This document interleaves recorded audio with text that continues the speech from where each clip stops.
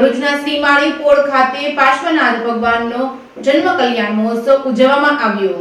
આજે જૈન ધર્મના 24 તીર્થકરો પૈકી 23માં અતિ પ્રભાવશાળી પાર્શ્વનાથ ભગવાનનો જન્મ કલ્યાણ મહોત્સવ ઉજવવામાં આવ્યો હતો। જૈન ધર્મમાં દરેક ભગવાનના જન્મ, દીક્ષા અને કેવલ જ્ઞાન અને નિર્વાણના દિવસોને કલ્યાણ દિન તરીકે ઉજવવામાં આવે છે।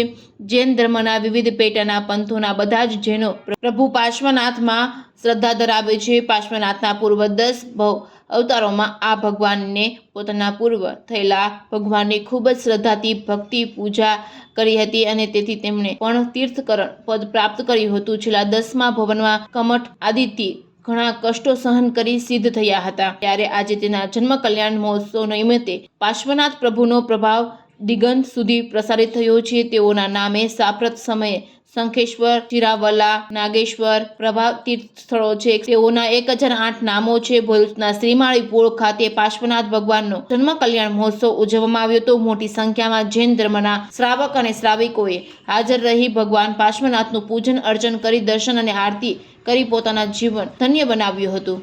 Reporting by Ketan Mehta, Bharuch.